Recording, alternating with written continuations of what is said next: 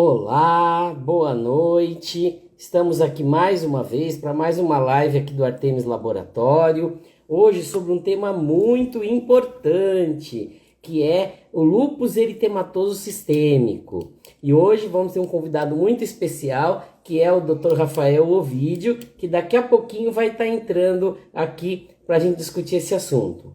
Esse mês é o mês de fevereiro, né? O mês fevereiro roxo, né? Que é o mês de combate ao lúpus, né? Esse mês ele tem algumas doenças, né? Que é o lúpus, que é a fibromialgia e também a doença de Alzheimer. E hoje a nossa live vai ser sobre o lúpus eritematoso sistêmico. Então, vamos aguardar só um pouquinho. Lembrando vocês que nós temos o nosso canal do YouTube, né? O nosso canal tem mais de 80 lives gravadas lá sobre diversos temas. Então, vão lá no nosso canal do YouTube, curtam o nosso canal lá, né? Porque lá vocês vão ter a oportunidade de ver várias lives sobre vários temas. Então, só aguardando um pouquinho, né? E já vamos estar começando a nossa live.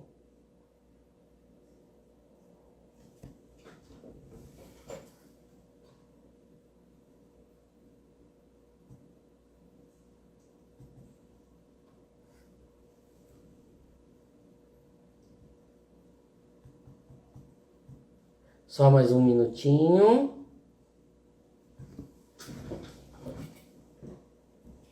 Ó, o pessoal já entrando aqui. Muito bom.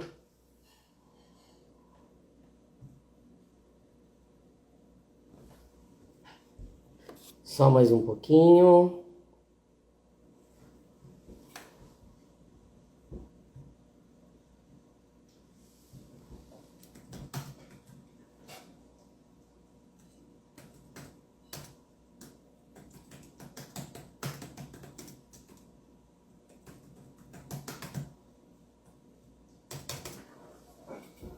Bom, então, pessoal, hoje, né, só estamos aguardando mais um pouquinho, o Dr. Rafael já deve estar entrando aqui com a gente, para a gente começar a nossa live. Hoje o tema é lúpus eritematoso sistêmico. O lúpus é uma doença autoimune sistêmica, né, uma doença que afeta todos os órgãos do corpo, né, então o nosso organismo produz anticorpos contra as células do nosso corpo. E aí, né? Opa, aqui, o Dr. Rafael já está entrando aqui. Acabou de entrar. Nós já vamos convidá-lo aqui para entrar com a gente. Opa, aqui.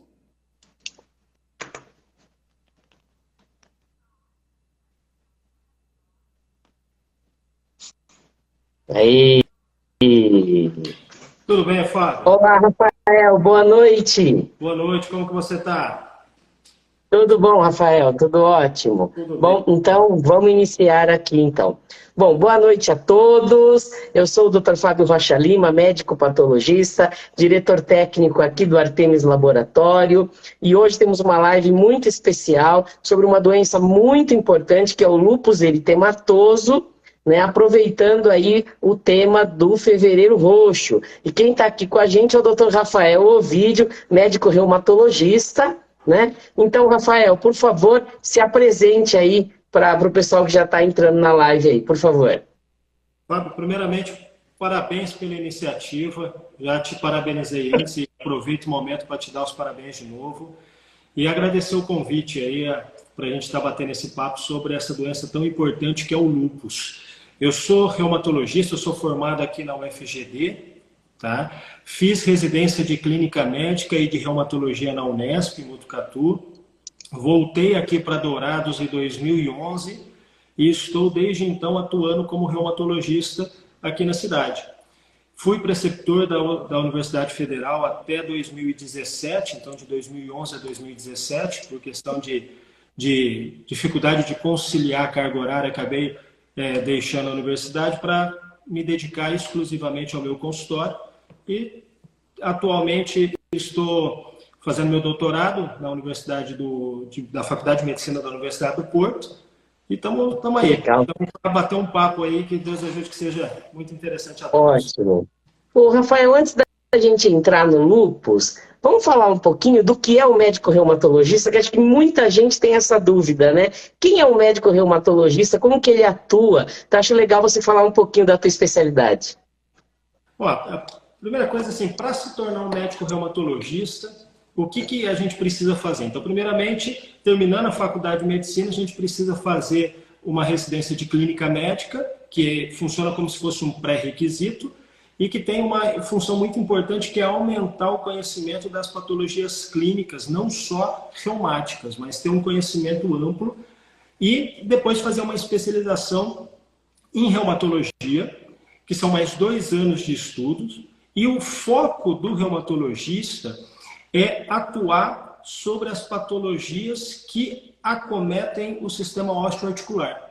Então, todas as doenças reumáticas atuam e acometem o sistema osteoarticular, com a principal manifestação sendo a dor articular. Tá? E você tem dentro do grupo das doenças reumáticas, doenças autoimunes, doenças degenerativas, doenças por acúmulo de cristal, doenças osteometabólicas, como uma osteoporose. Então, é um grupo muito grande de doenças, e é importante a gente dizer que reumatismo não é uma coisa só. Na verdade, quando a gente fala em reumatismo, a gente está falando de um conjunto de doenças, de mais de 120 doenças, onde o acometimento osteoarticular é a principal manifestação, a dor articular é o sintoma mais frequente. E é importante o reumatologista distinguir, quando chega esse paciente com dor articular, qual é a causa da dor, o que está acometendo esse paciente, porque dentre essas 120 doenças, cada uma tem um tratamento.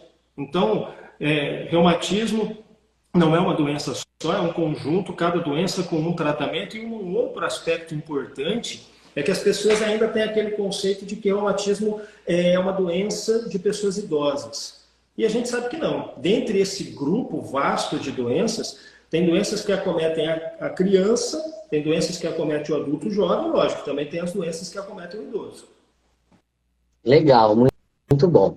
Bom, então, Rafael, vamos começar a falar do lúpus, né? Temos um mês dedicado a essa doença, né? Que é o mês de fevereiro, né? O fevereiro roxo. E é uma doença extremamente importante. Então, vamos falar um pouquinho o que é o lúpus, né? O que é o lúpus, o que é uma doença autoimune. Acho que é muito importante a gente definir a doença para a gente conseguir começar a falar um pouquinho sobre ela, né?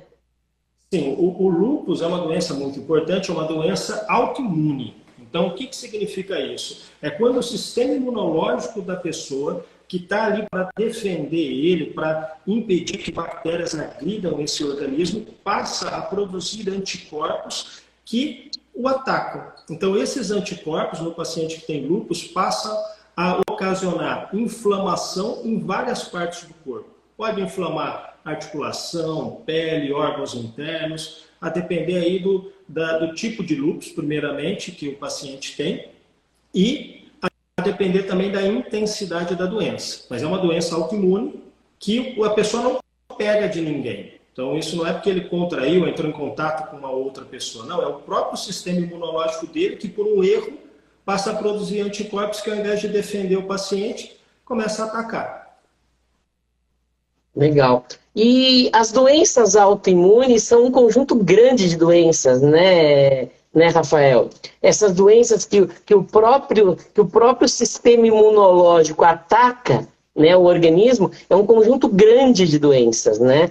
Então, acho que é interessante falar um pouquinho aí, dar alguns exemplos, né? E aí a gente foca no lúpus aí.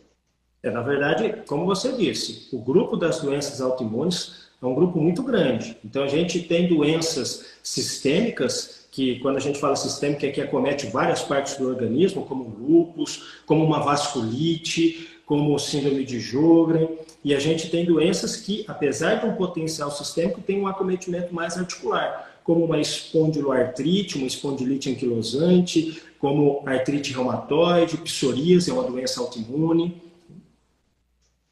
Legal. A gente, né, trabalhei bastante tempo como professor lá na faculdade, né? E a gente fala que é isso mesmo, que o nosso organismo começa a enxergar, né, alguma célula do corpo como um corpo estranho, como uma coisa ruim, né? Então ele passa a atacar, né? Passa a produzir anticorpos e passa a atacar o próprio corpo, né? Então é uma doença gerada pelo próprio organismo, né? E isso a gente sempre trabalhou bastante lá na universidade. E aí, a doença mais sistêmica, a doença autoimune mais sistêmica que tem é o lúpus, né? Em que praticamente o organismo ataca praticamente o próprio corpo todo, né, Rafael? O espectro de acometimento do lúpus é muito amplo. Então, você pode ter lúpus com acometimento só de pele, mas você pode ter pacientes desenvolvendo vasculite do sistema nervoso central, inflamação cerebral, pode ter pacientes desenvolvendo inflamação da membrana que envolve o pulmão, que envolve o coração, ou mesmo ocasionando inflamação pulmonar. Você pode ter nefrite, que é a inflamação do rim, a hepatite, a manifestação articular, que é muito frequente, é o sintoma, um dos mais frequentes no lúpus. Então, realmente é uma doença que pode manifestar em qualquer parte do corpo. O espectro de acometimento dessa doença é muito amplo. Então, até interessante, quando eu estava no hospital universitário, eu tinha um ambulatório só de lúpus, e às vezes os pacientes na recepção conversavam um com o outro, e via que a manifestação clínica era diferente. Às vezes eles até falavam assim, mas eu tenho realmente lúpus, porque eu conversei com outro paciente que também tinha e era diferente o quadro clínico dele. Mas é justamente por isso, porque como é uma doença que pode acometer qualquer parte do organismo, em um pode se destacar o processo inflamatório no rim, e no outro pode se destacar o processo inflamatório articular. E aí quando o paciente que não tem experiência com a doença conversa com o outro, às vezes pode achar que é diferente, mas não. É que a doença ela tem essa característica de poder acometer qualquer parte. E, Rafael, justamente, né, por ela ter essa gama enorme, né, de características, né, de sintomas, de tudo, acaba sendo uma doença de difícil diagnóstico, né? E aí você vê que às vezes as pessoas, às vezes com lúpus, acabam demorando para fazer o diagnóstico, e isso é um problema, né?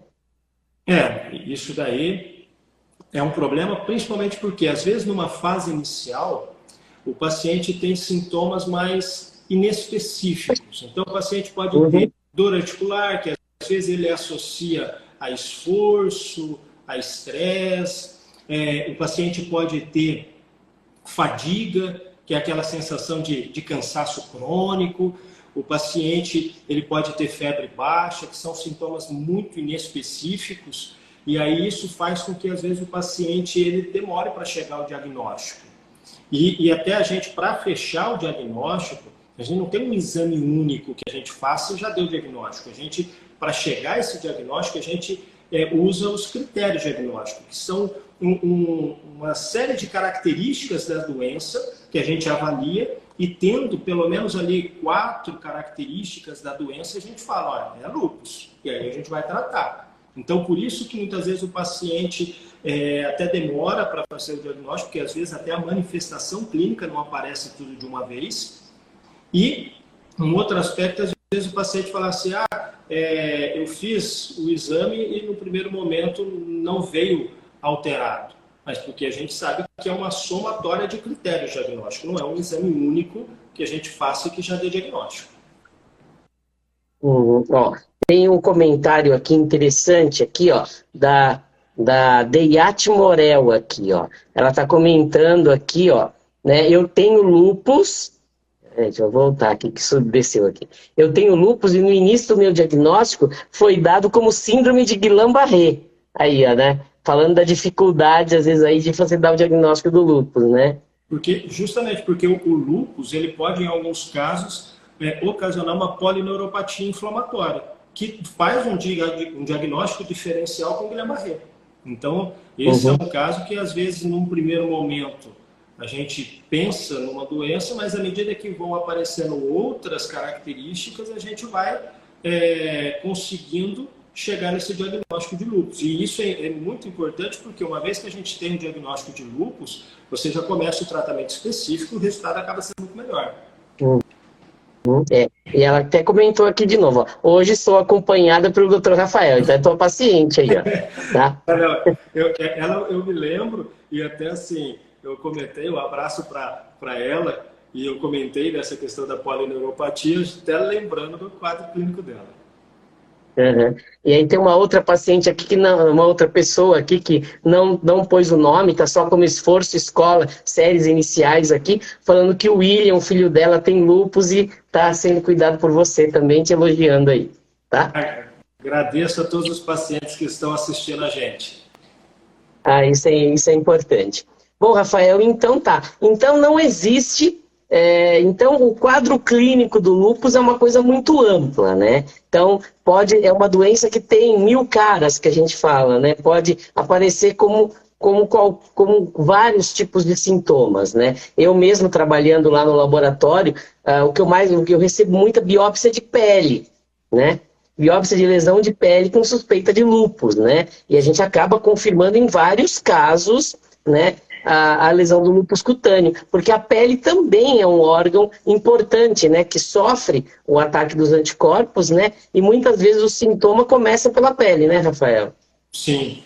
Então, a primeira coisa que a gente tem que avaliar é que a gente pode ter um paciente com lúpus eritematoso cutâneo, que é aquele que até só comete a pele, não tem envolvimento de nenhum órgão, e a gente pode ter o paciente com lúpus eritematoso sistêmico, que é aquele que tem o potencial de acometer o órgão, mas que tem a manifestação também de pele, e que a manifestação de pele do lúpus é muito variada. Então, eu posso ter lúpus subagudo, eu posso ter o lúpus agudo e eu posso ter o lúpus crônico.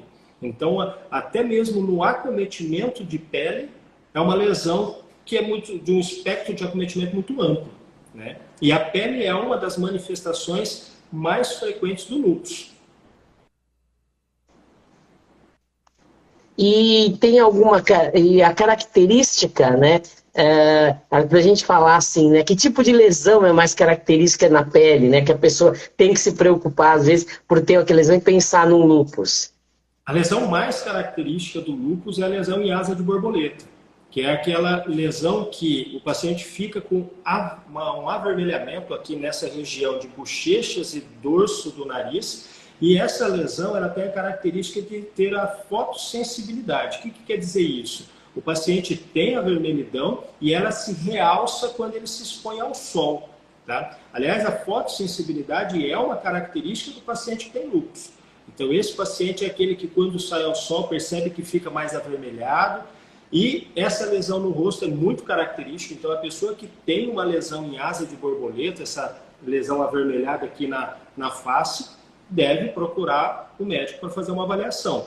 Lógico que a lesão do lúpus não se restringe só à asa de borboleta. Então, como eu disse, ele pode ter lesão discoide, que a lesão discoide é uma lesão que ela tem um potencial de destruição da pele, então ela pode deixar cicatriz, se aparece no couro cabeludo, pode inclusive causar uma perda de cabelo, uma perda em alguns casos irreversível, tá? Mas a lesão mais característica é a lesão em asa de borboleta. Legal.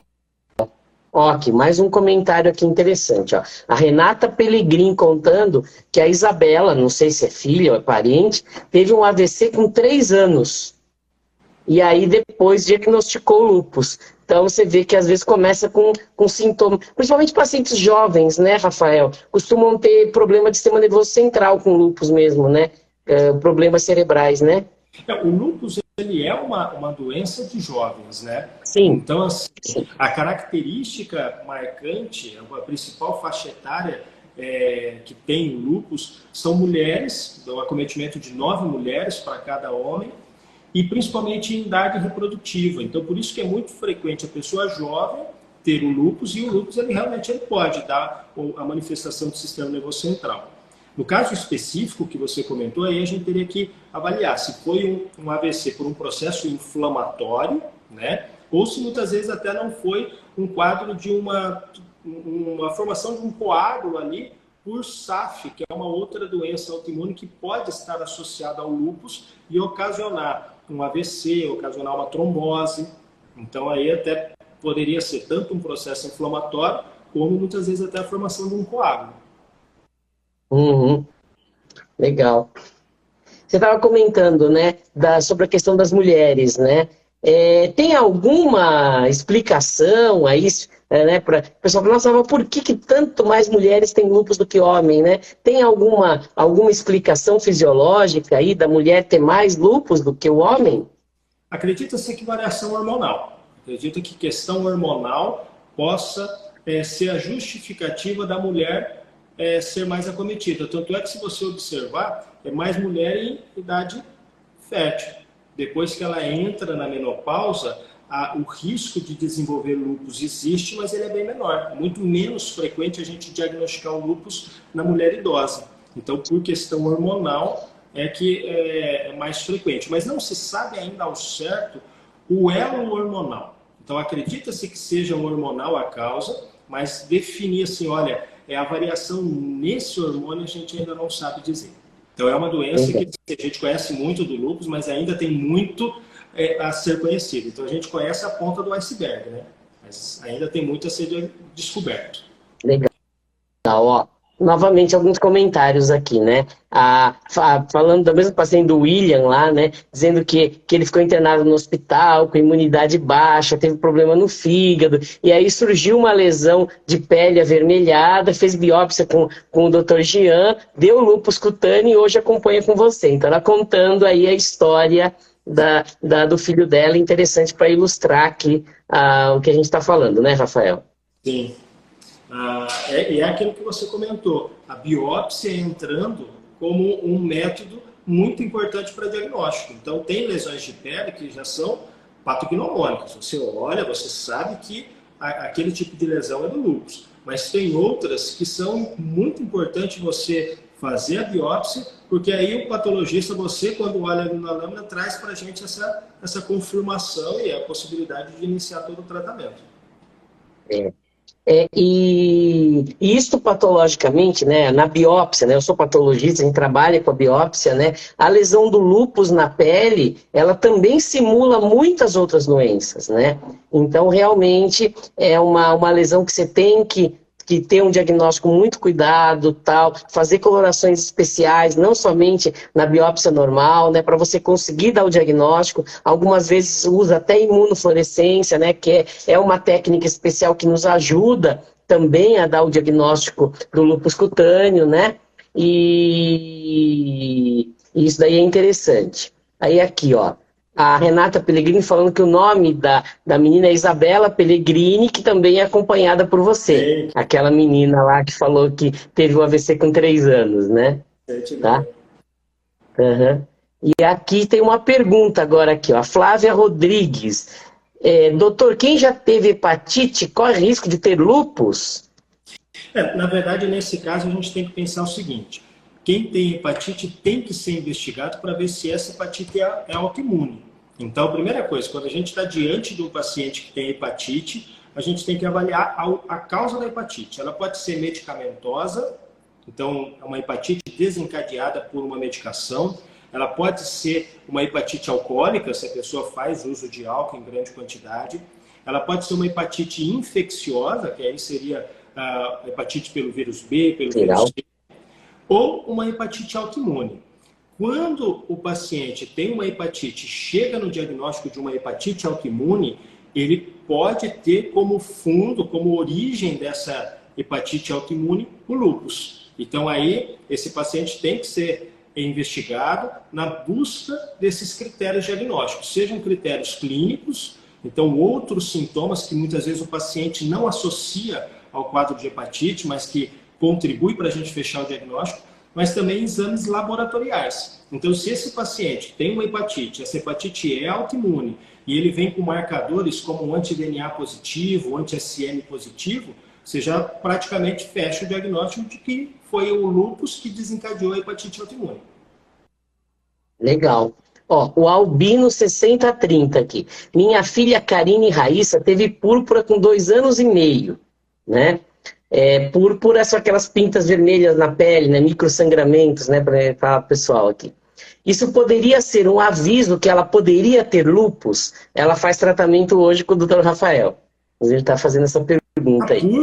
A púrpura, que você comentou, são essas lesões avermelhadas por microsangramento ali na região de pele, ela tem duas possibilidades. Ou ela ser ocasionada por um processo inflamatório na pele, que a gente chama de vasculite, ou ela ser ocasionada por uma diminuição no número de plaquetas. Tá?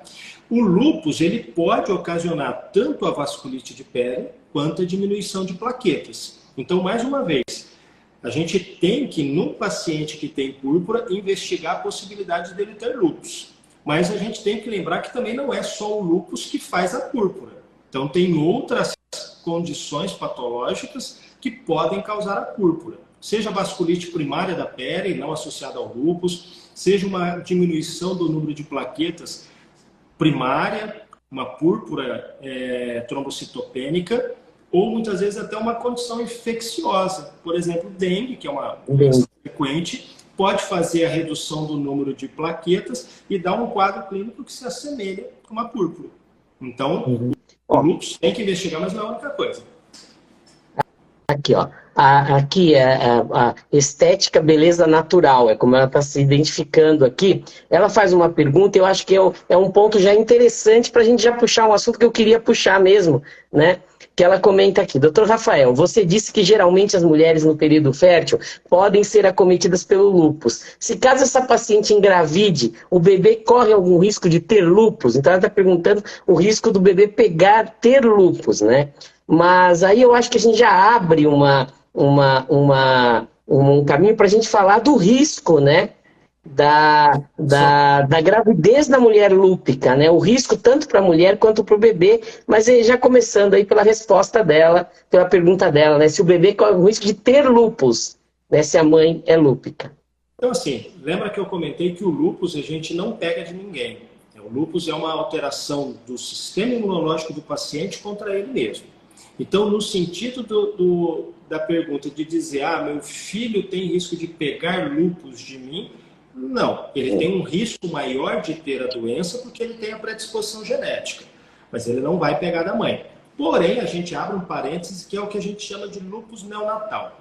O que é isso? É quando anticorpos que a mãe produziu atravessam a placenta, cai na corrente sanguínea do bebê e causa uma lesão semelhante à do lúpus nesse bebê. Mas aí a gente fala que é lúpus neonatal, por quê? Porque não é o bebê que produziu o anticorpo, é a mãe. E esse anticorpo passou pelo cordão umbilical. Então, uma vez que eu cortei o cordão umbilical ao nascimento, esses anticorpos não vão continuar a serem produzidos. E com o tempo, o organismo do bebê vai eliminando esses anticorpos. Então, o lúpus neonatal, ele pode acontecer e ele vai persistir até ao redor de 6 meses, mais ou menos, que é quando o organismo do bebê consegue eliminar totalmente os anticorpos que a mãe produziu, entendeu? Mas nesse caso, o bebê adquiriu porque passou o anticorpo pela placenta e o organismo vai eliminar do bebê, mas leva um tempo. Mas não é que o bebê tem lúpus e que vai cronificar, não. Ele até pode ter um risco aumentado pela questão genética, como eu disse, mas são coisas distintas. Tá? Uma coisa interessante na pergunta dela ainda é a questão assim, a mulher que tem lúpus pode engravidar? Né? Porque assim, a gente acabou de falar que o lúpus acomete mais mulheres em idade fértil.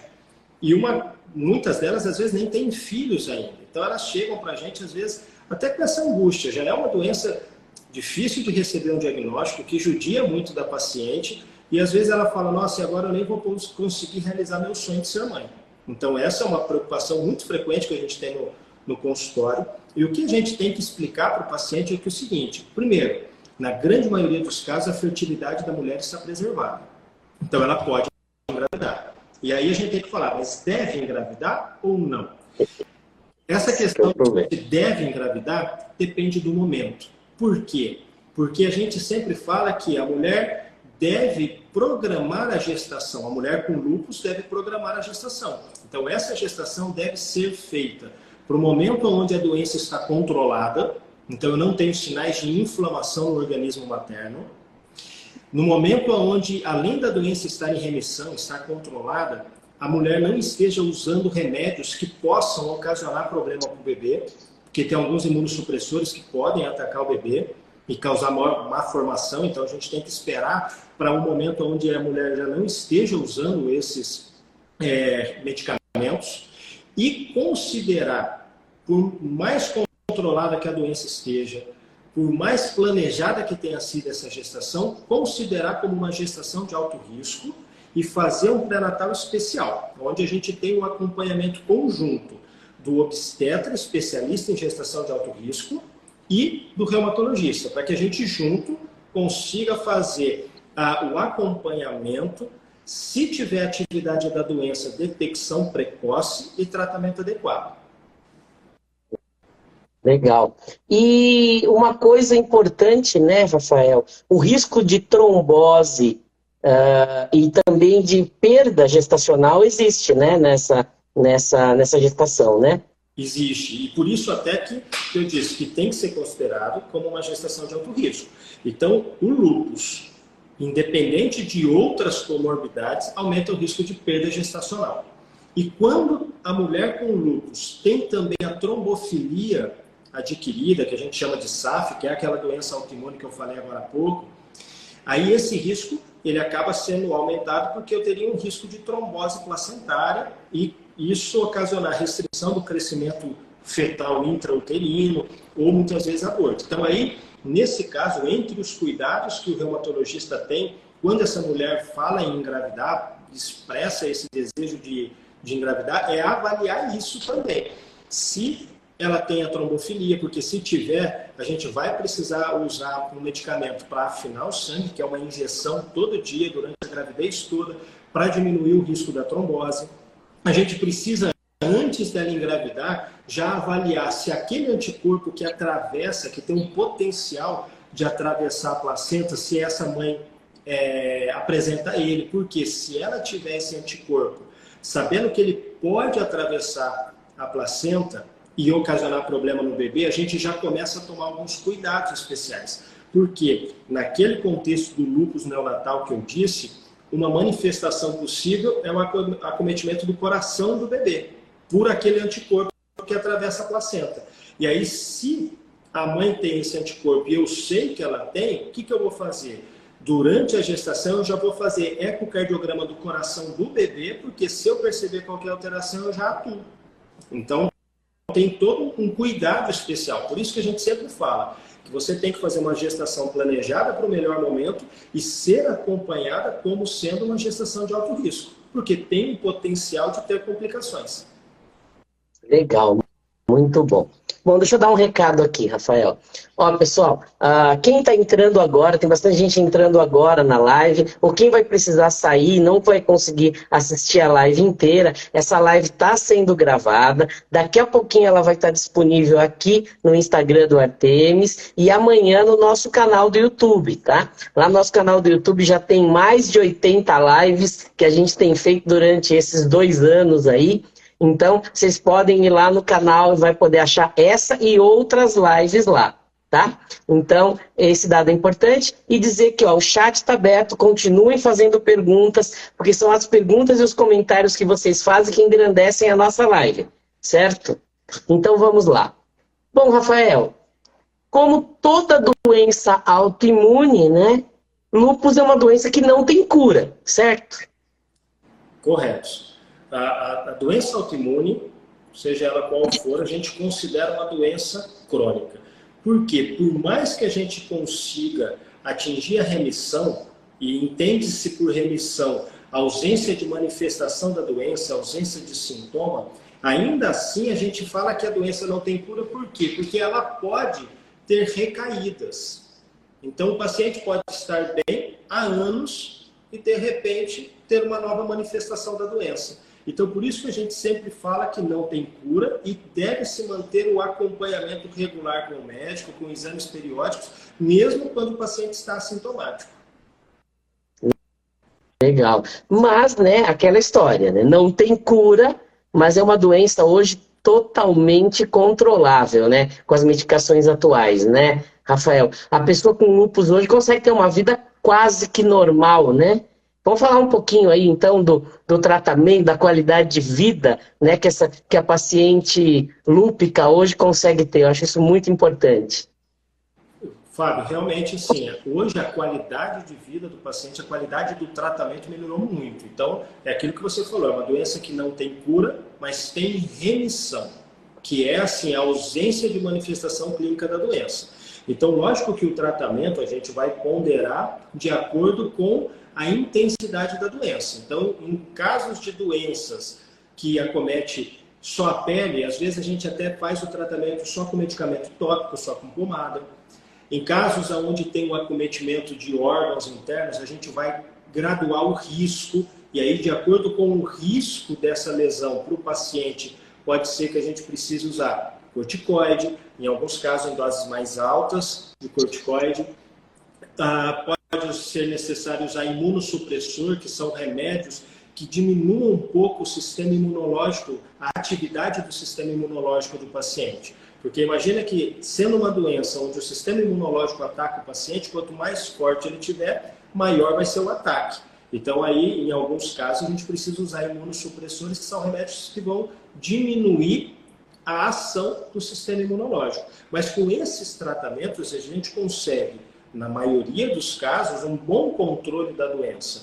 Então, a gente consegue tirar o processo inflamatório e o paciente recuperar qualidade de vida, recuperar as suas funções, diminuir a dor e deixar o paciente sem dor e ele conseguir voltar a ter uma vida produtiva. Produtiva do ponto de vista de trabalho, então a gente consegue controlar a doença e esse paciente voltar para o mercado de trabalho. Produtiva no sentido de aspecto pessoal, esse paciente ter qualidade de vida, conseguir ter lazer, relacionamentos sociais e, como a gente disse, fazendo um planejamento, até mesmo engravidar. Tanto é que hoje a principal mortalidade, a principal causa de mortalidade no paciente que tem lúpus é cardiovascular. Isso mostra o quanto que o tratamento melhorou. Por quê? Porque se antes, uma vez descoberto, o paciente tinha mais risco de morrer da própria doença, em casos graves, hoje a gente já consegue melhorar muito isso e fazer com que a principal causa de mortalidade em quem tem lúpus seja semelhante à da população geral. Porque o que mais mata o brasileiro que não tem lúpus é cardiovascular. E o que mais mata o brasileiro com lúpus também é cardiovascular. Então isso mostra uma melhoria da qualidade de tratamento, tanto é que até mesmo a dose do corticoide, que é um remédio que pode ter efeito colateral, e geralmente a paciente se preocupa muito, né, quando a gente fala que tem lúpus, que ela sabe que a gente vai muitas vezes precisar do corticoide. Hoje a dose do corticoide e o tempo do corticoide a gente até diminuiu. Então, no tratamento do lúpus, a gente tem uma meta, um treat to target, que, como diz o consenso americano, um alvo de tentar, ao final do primeiro ano, estar com a doença em remissão e já sem corticoide. Então, o que é muito bom, mostrando uma evolução do tratamento da doença. Legal. Aqui, ó, mais um relato aqui, ó. Adriate Morel novamente aqui. Um amigo meu ficou quase 20 anos em remissão e no ano passado o lúpus voltou ativa, né? Então, tem o lado ruim de voltar ativa, mas você tem que olhar para o outro lado, né? 20 anos em remissão quer dizer que como o tratamento melhorou, né, Rafael? Com certeza. Então, assim, o tratamento melhorou a ponto de você ter remissão sustentada, de longo prazo, e uma vez que o paciente mantém esse acompanhamento, o que a gente consegue com isso? Às vezes, fazer uma detecção de uma atividade numa fase inicial, onde muitas vezes ele só tem alterações laboratoriais, ainda nem teve sintomas tão expressivos, e aí você já vendo que está iniciando uma atividade da doença, já começar o tratamento específico. Então, por isso que assim, a gente sempre fala que o casamento do paciente que tem lúpus com o reumatologista é um casamento que não dá direito a divórcio. Porque mesmo estando bem, a gente recomenda que ele continue fazendo as avaliações periódicas. Legal, ó. E aqui já vem bem batendo aqui com o que a Lisina Teixeira comentou. Lisiana Teixeira. Ela comentou, sou paciente do Dr. Rafael, fiz exame de sangue, tive FAM positivo, porém não desenvolvi lúpus. No entanto, faço uso de medicamentos e sigo todas as orientações desse excelente profissional, que bate exatamente com o que você está falando aí, né, Rafael? Sim, então é aquilo que a gente estava comentando, a importância de se fazer esse acompanhamento regular, que a gente consegue melhorar muito aí a qualidade de vida do paciente. Né? Uhum. Aí aqui, ó.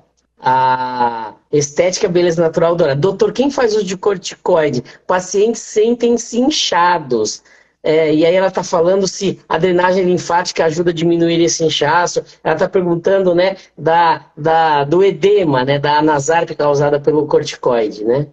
E na verdade não é que se sente, não, incha mesmo. O corticoide ele Uhum. faz um ganho de peso porque primeiro ele aumenta o apetite, então o paciente acaba comendo mais e isso faz um ganho de peso, mas independente do ganho de peso relacionado ao aumento do apetite, o corticoide faz retenção de líquido. Então esse paciente ele incha. É um inchaço mais central, então é aquele paciente que incha muito o rosto e a parte central, abdômen, aqui atrás que faz a giba, que às vezes o paciente fala, parece que está crescendo um cupim. Isso é a giba, isso é típico do corticoide. Então o corticoide faz essa retenção de líquido, tá? Em relação à drenagem linfática, lógico que aquele paciente que tem uma retenção de líquido, ele pode sentir um alívio, uma melhora quando ele faz uma drenagem linfática, mas a gente sabe que o que mais vai ajudar esse paciente é a suspensão do corticoide. Só que, lógico, a gente só pode suspender o corticoide quando possível, quando há essa possibilidade de suspensão. Então, por isso que a nossa meta é tentar tirar esse corticoide ao final de um ano, né, se possível, no primeiro ano de diagnóstico, porque assim a gente consegue se livrar desses efeitos colaterais. Legal. Ó, a Eudine Marques aqui, ela puxou um assunto que era realmente o que eu estava pensando em entrar agora, né? Que é a questão dos imunossupressores, né? Dos imunomoduladores, né? Que assim, né? Que eu já ouvi muito paciente falar, nossa, mas eu tenho medo de tomar essa medicação porque vai cair minha imunidade, como é que vou ficar, né, perante infecções, né? E aí ela está até perguntando se ela deve usar máscara, né? Em ambientes fechados ou não, para tomar imunossupressor. Então, acho legal fazer falar sobre isso, porque é uma dúvida que eu ouço com uma certa frequência, né, dessa preocupação dos pacientes. O imunossupressor baixa, de fato, a imunidade. E, aliás, esse é o objetivo do tratamento. A gente tem que baixar a imunidade para que, com isso, a gente consiga diminuir o ataque ao organismo do paciente. Então, diminuir o processo inflamatório. Só que quando a gente baixa a imunidade do paciente, a gente não consegue fazer uma baixa da imunidade seletiva e diminuir só os anticorpos relacionados ao lúpus. A gente acaba diminuindo toda a imunidade do paciente. Então, realmente, ele tem um risco maior de ter processos infecciosos. Então, o que eu sempre falo para o meu paciente, primeiro, manter o calendário vacinal em dia. Porque quando eu vacino, eu previno de ter infecções potencialmente evitáveis. Então, por exemplo, os pacientes que têm lúpus e que usam imunossupressores, na vacinação do Covid, da pandemia, foram um dos grupos prioritários. Foram os primeiros a serem chamados pelo governo, naquela época que ainda tinha pouca vacina, foram um dos primeiros grupos a serem chamados para receber a imunização. Então, primeira coisa, doenças que têm vacina, vale a pena tomar a vacina.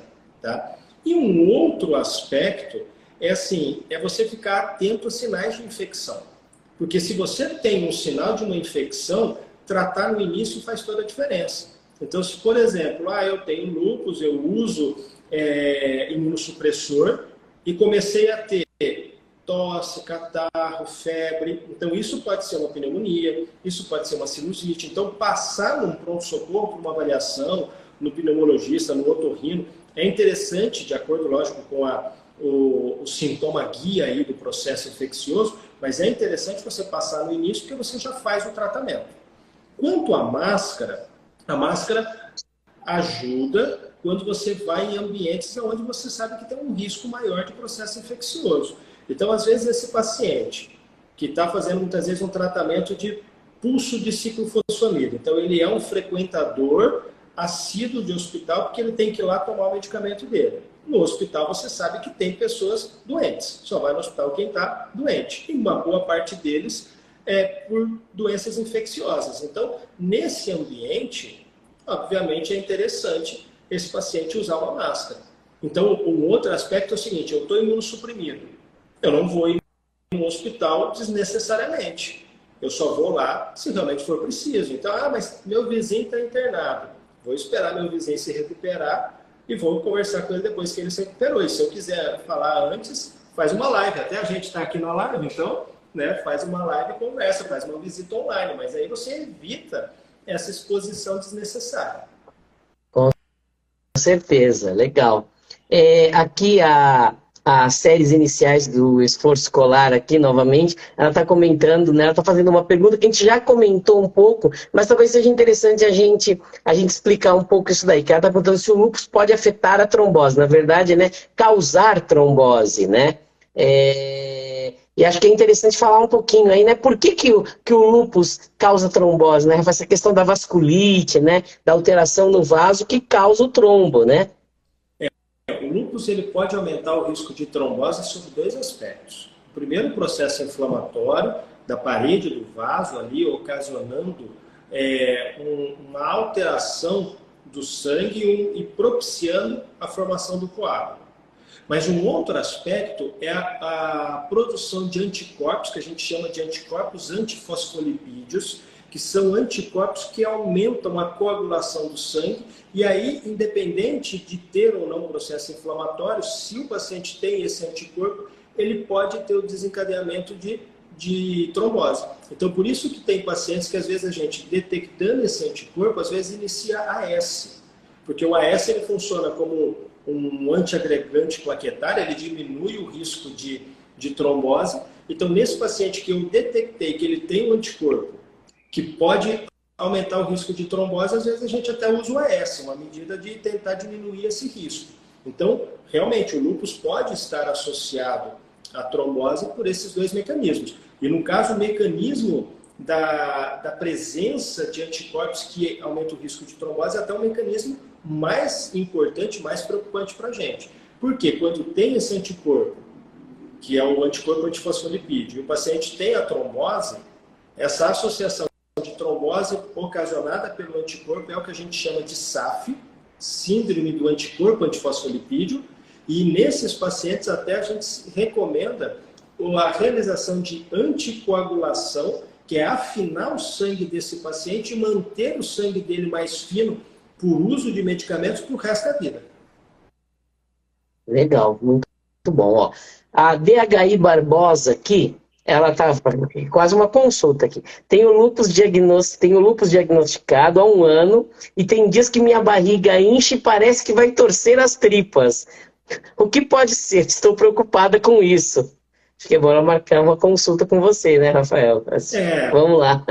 Só falando assim fica muito difícil Claro, gente entender claro. a causa. Até porque, às vezes, pode ser que nem seja o lúpus. Então, toda vez que a gente tem um paciente que tem lúpus e ele chega com uma queixa para a gente primeira coisa que a gente faz é tentar raciocinar se aquela queixa tem relação com a doença autoimune ou não. Por quê? Porque eu até brinco com o paciente com ele é o seguinte, ó, não é porque você tem lúpus que tudo é do lúpus. Tudo é lúpus, então você tem lúpus, mas você pode ter uma apendicite, você pode ter pedra na vesícula, você pode ter um monte de outras coisas que às vezes justifica a dor abdominal e não é nada a ver com lúpus, né? Então, é muito difícil a gente dizer o que é, mas vale a pena realmente fazer uma investigação.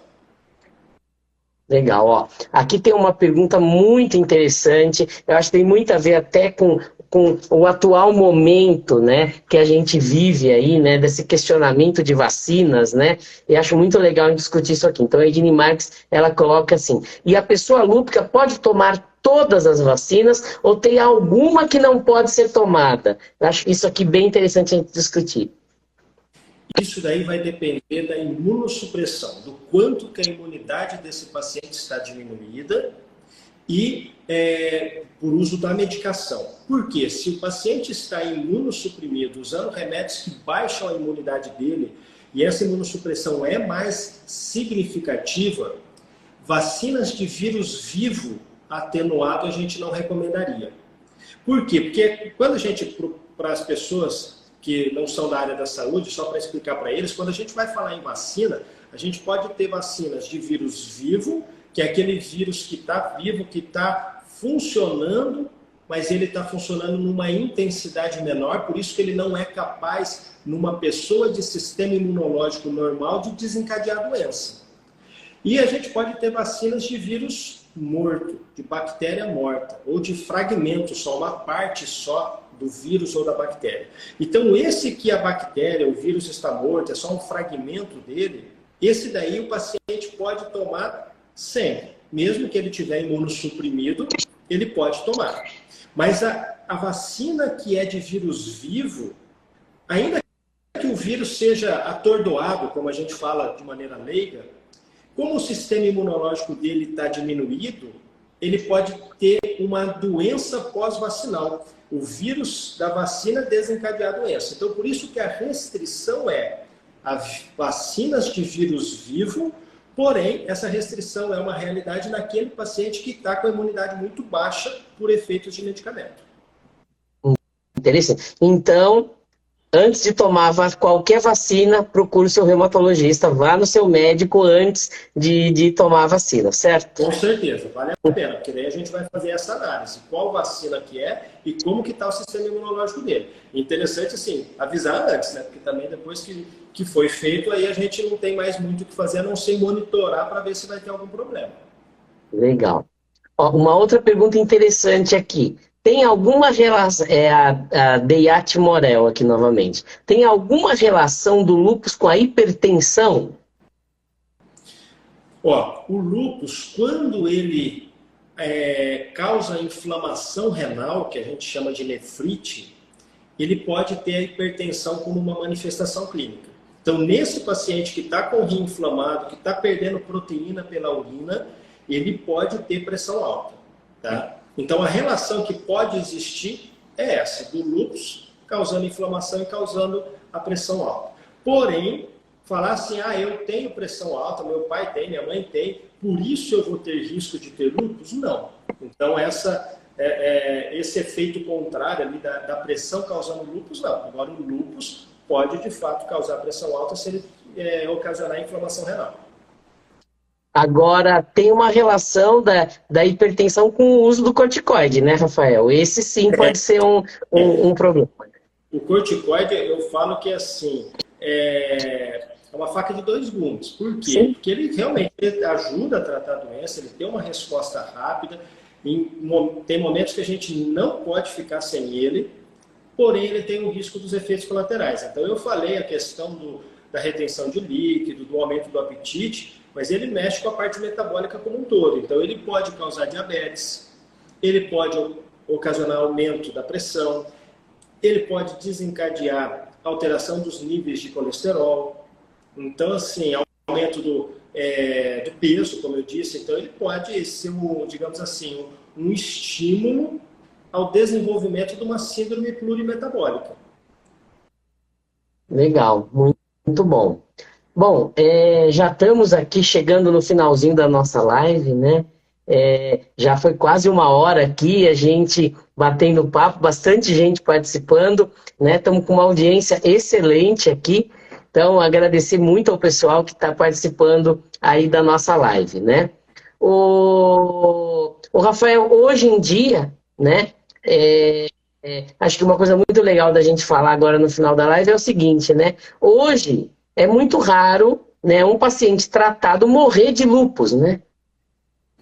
Como eu disse, hoje a principal mortalidade no paciente que tem lúpus já é cardiovascular. Então, lógico que assim, tem risco de ter uma doença grave, que tenha um desfecho fatal, existe. Então, tem casos onde mesmo você fazendo tudo que precisa ser feito, usando todas as medicações disponíveis, às vezes o paciente acaba não respondendo, o organismo não responde a contento.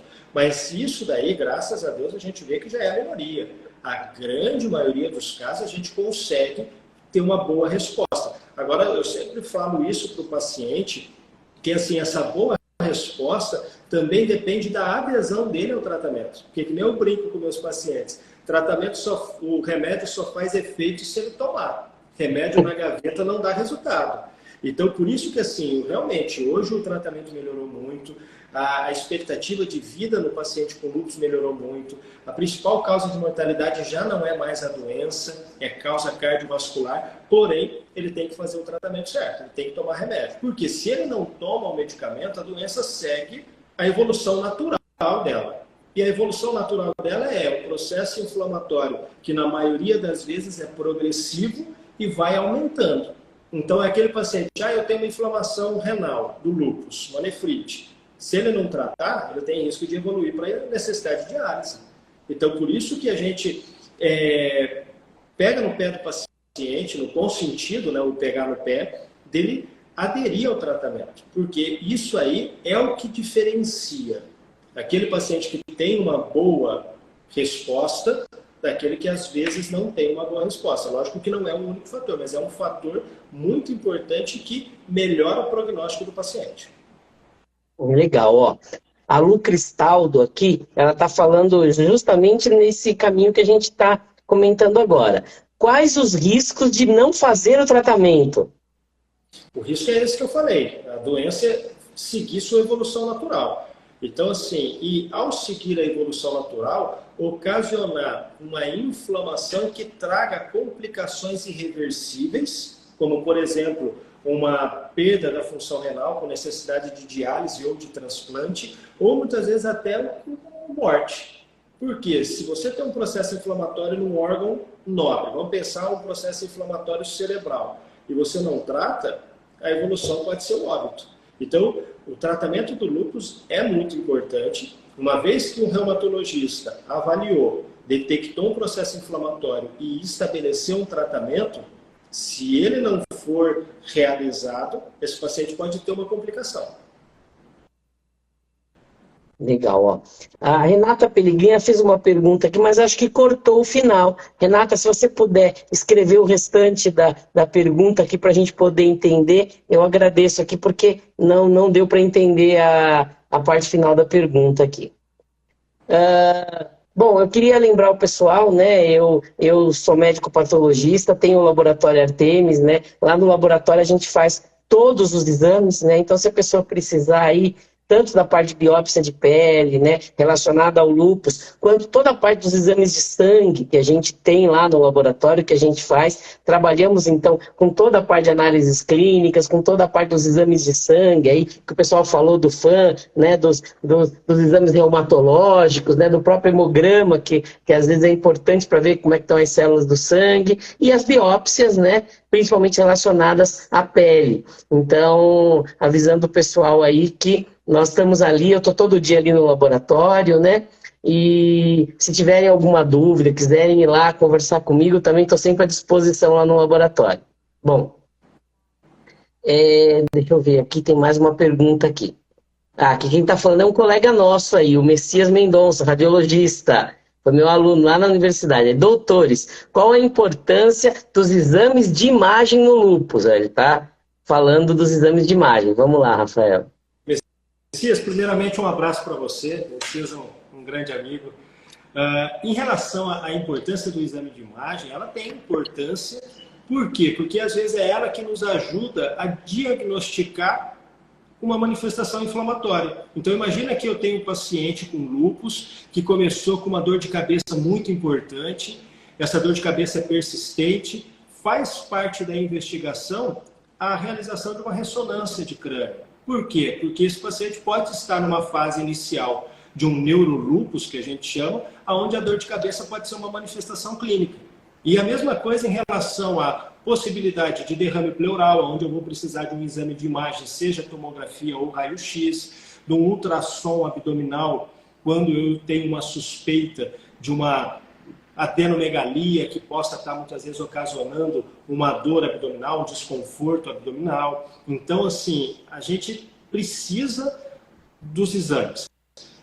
O tratamento, o acompanhamento e o diagnóstico do lúpus, fundamentalmente a gente vai precisar dos exames. Seja dos exames bioquímicos, laboratoriais, como você falou que realiza muito bem, então o FAM, o anti-DNA, seja da biópsia, quando tem um acometimento de pele, que você também faz, seja os exames de imagem, que o Messias trabalha com isso e que ajuda muito a gente quando a gente tem essa suspeita. Então, para acompanhamento da doença e para diagnóstico, em vários momentos, a gente precisa do colega, ele é muito importante, é ele que às vezes nos dá confiança para fechar o diagnóstico. Legal, muito bom. Bom, aqui a Lu Cristaldo comentando que bom que o lúpus tá sendo falado. Há anos atrás não vimos falarem do assunto, então, tá vendo? Legal, né?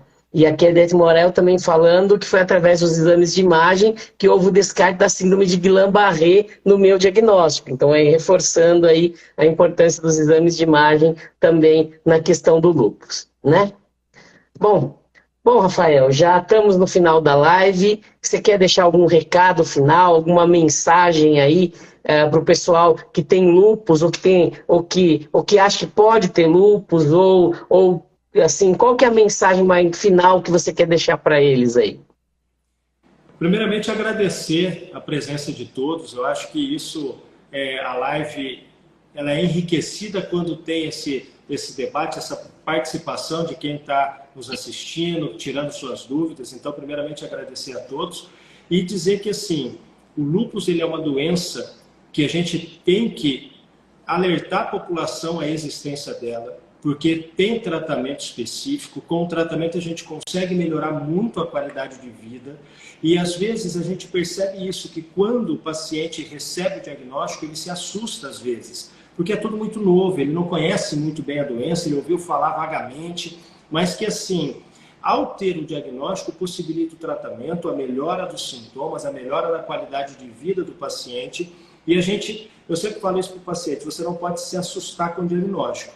A gente tem um caminho que nós vamos fazer junto, onde nós vamos estar um ao lado do outro para conseguir chegar no nosso destino, que é a remissão.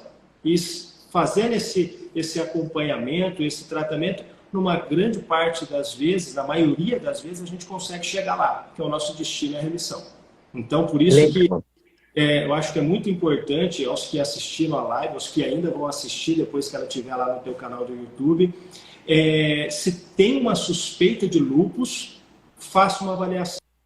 A melhor maneira da gente saber se é lúpus ou não é passando pelo especialista. Então, temos bons especialistas aqui na cidade que vão ser capazes de avaliar esse paciente, olhar para ele e dizer, ó, é lúpus ou não é lúpus. E sendo lúpus, tratar. Legal. O Rafael, então vamos encerrando. O pessoal aí que está vendo a live, onde que te encontra? Fala aí onde é o teu consultório, aonde que o pessoal te encontra, se quiser te procurar, por favor. Eu atendo no meu consultório, que fica na rua João Vicente Ferreira, número 2327, tá? O telefone é o 3427-5303 e precisando, estou à disposição para atender, ajudar e esclarecer as pessoas que porventura têm a necessidade de um atendimento reumatológico. Legal. E eu estou bem em frente ao consultório do Dr. Rafael ali. É só atravessar a rua e encontro o meu laboratório. Nós estamos bem de frente um para o outro ali, tá? Então, se tiver algum exame ali, é só atravessar a rua que a gente atende vocês ali. Com tá? Estamos bem... um para o outro aqui para nos ajudar. Né?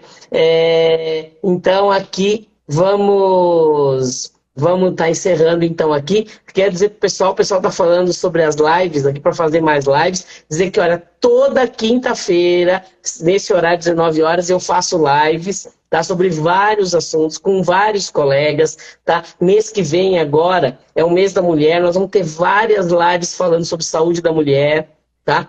Então, são vários temas interessantes aí que vamos ter no próximo mês, tá? Então, vão acompanhando aí nas redes sociais do Artemis Laboratório, que sempre vão ter lives interessantes. E lembrando que essa live já vai estar disponível agora aqui na íntegra no Instagram do Artemis e amanhã lá no nosso canal do YouTube, tá? É só ir lá no YouTube digitar Artemis Laboratório, você vai poder estar vendo essa e outras lives bem interessantes aí. E agradecer você, Rafael, dizer que a live foi ótima, deu uma audiência enorme e não vai ser, e nós vamos pegar mais temas, vamos fazer outras lives aí sobre vários temas, tá? Fábio, muito obrigado pelo convite, parabéns de novo pela sua iniciativa, você já desempenha um ótimo trabalho como patologista, dono do Artemis, e além de tudo está desenvolvendo um ótimo trabalho aí com as lives, que eu acho que esse trabalho de conscientização, de educação é muito importante. Então, mais uma vez, obrigado pelo convite e parabéns pela sua iniciativa. Obrigado. Então, Rafael. Boa noite a todos. Obrigado por todo mundo que participou. E até semana que vem numa próxima live aí. Um grande abraço a todos. Abraço a todos. Tchau, tchau.